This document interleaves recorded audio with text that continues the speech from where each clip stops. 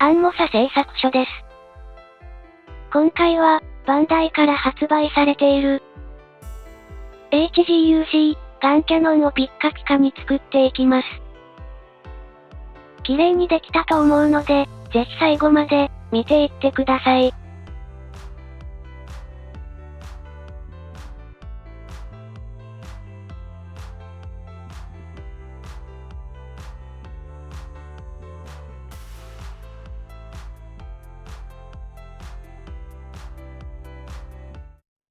はい、HG のガンキャノンです。横にはガンキャノンの完成写真と、色々なポーズの写真が表示されてます。反対側の側面には、ガンキャノンの説明が記載されています。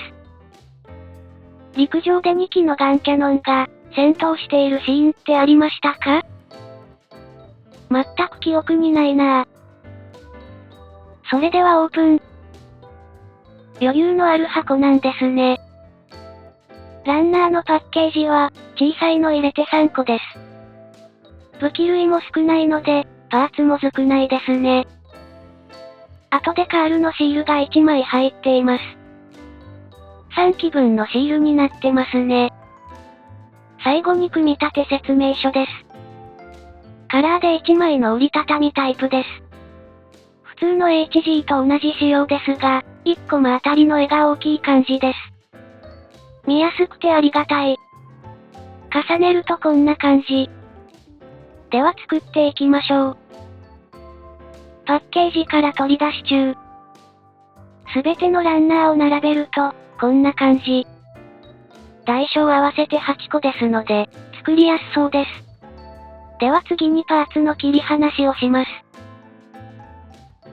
パーツの切り離しですが、パーツも少なく、形状もわかりやすいので、最初に全てを切り離します。ランナーごとにパーツを切り離して、2度切りが終わったパーツをケースに入れていきます。ちなみにアンモサは、2度切りしたカスは朝食皿に溜めて完成するまで取ってます。過去に、モールドをバリと間違えて切ったことがあるので、もしものためになんですけどね。なのでアンモサ派、完成するまではランナーも含め、キットの内容物は何も捨てないです。パーツの切り離しも長くなるので、この辺で省略。パーツ切り離し中。はい、すべてのパーツの切り出しが終わりました。もっと少ないかな、って思ってましたが意外に多かったです。関節パーツが、多いのかもしれませんね。では、素組みしていきます。素組み中。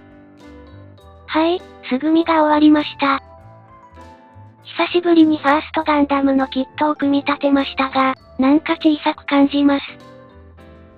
ちなみにニューガンダムと比べるとこんな感じ。ニューガンダムが大きいのは知ってましたが、こんなに違うんですね。そんでもって普通のガンダムはというと、こんな感じです。こう並べるとガンキャノンがちょっと大きいですね。装甲の厚さや弾の格納スペースなど考えると、こんな感じなのかもしれません。大きさ比べはこれくらいで、制作の続きをしないと。それでは、次に合わせ目のチェックをしていきます。まず、肩のキャノン方にあります。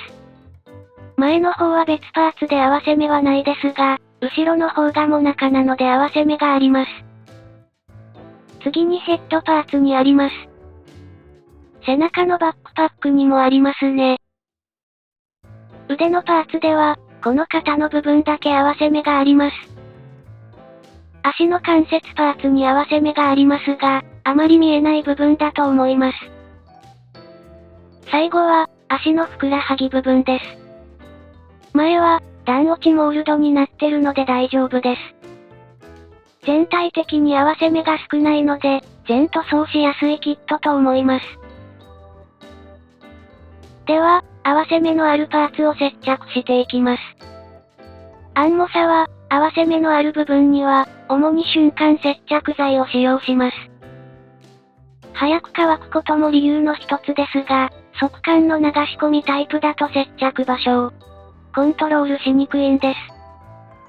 特に段落ちのある接着面は、むにゅっとなると修正にとても時間がかかるので避けたいです。未だに接着も手探りな感じです。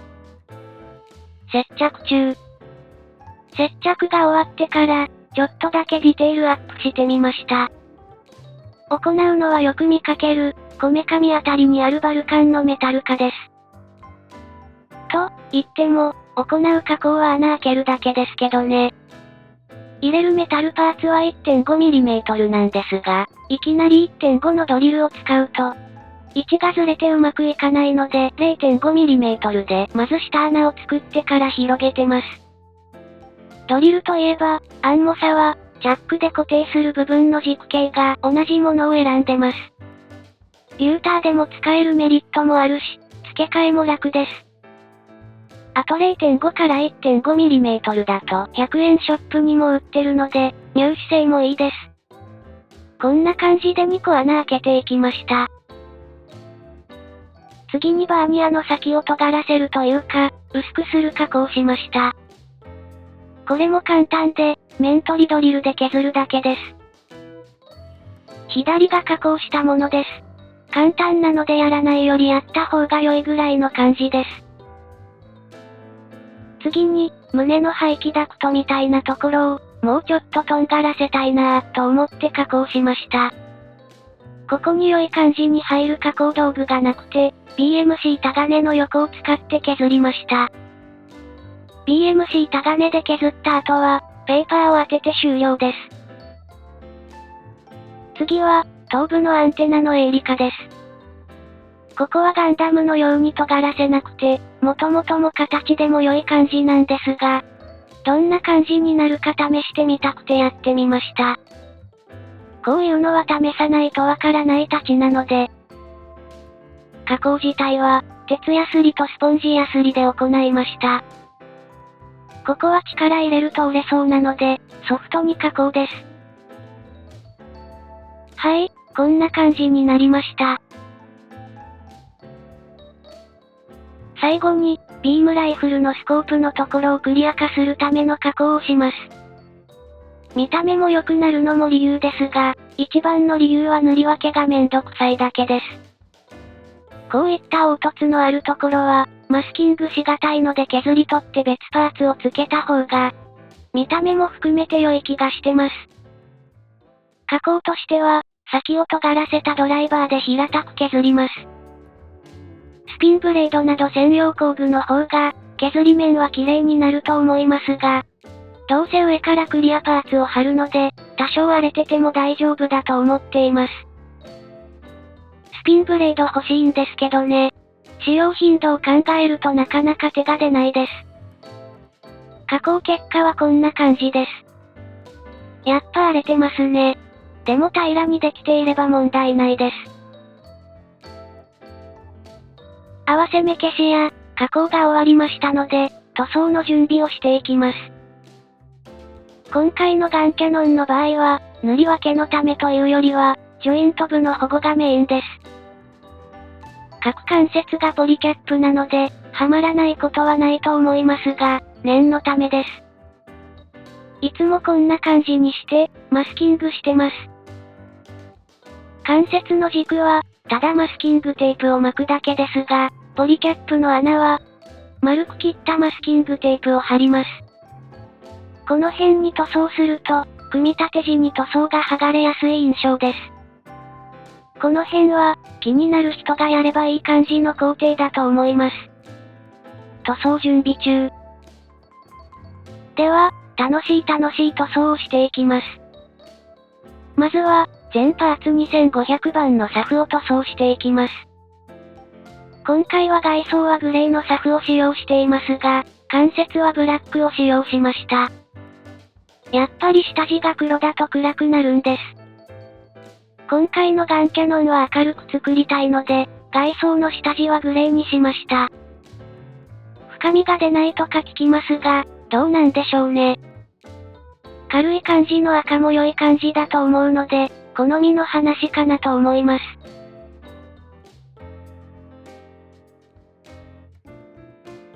サフの塗装が終わったので、キャンディー塗装の下地となるシルバー色を塗装します。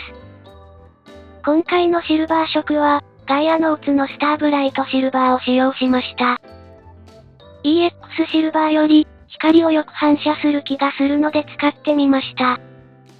あまりシルバー粒子が大きすぎても、なんか違う感がありそうなので、スターブライトシルバーぐらいが、ちょうどいい感じだと思いました。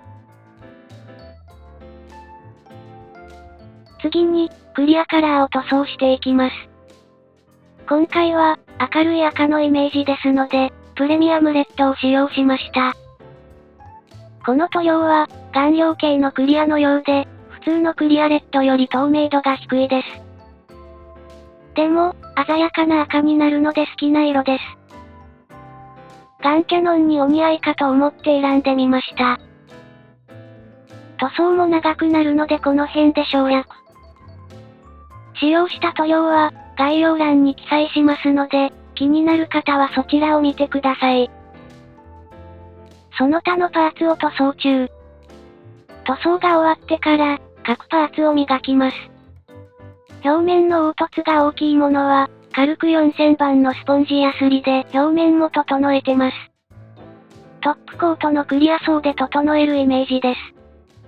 スポンジヤスリに赤い色が付着してきたら、そこで止めてコンパウンドで磨きます。赤色が出ても荒れているようであれば、再度クリアを拭いてやり直しになります。今回は、そこまで表面が荒れていなかったので、クリアの再塗装はしなくてよかったです。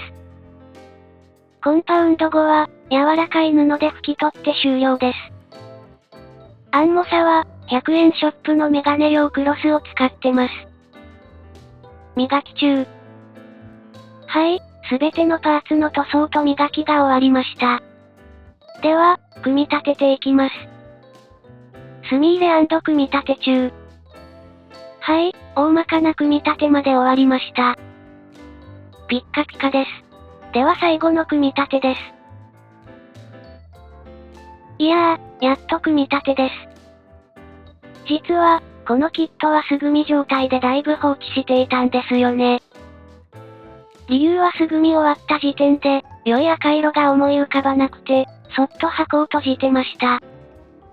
とはいえ、そんなに放置してるとずっとやらないので、大物の後の息抜きと思って作りました。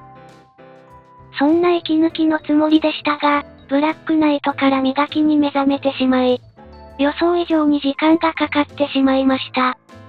もっと効率的な磨きを開拓する必要がありそうです。はい、完成。油断していたら意外と時間かかりましたが、無事完成してよかったです。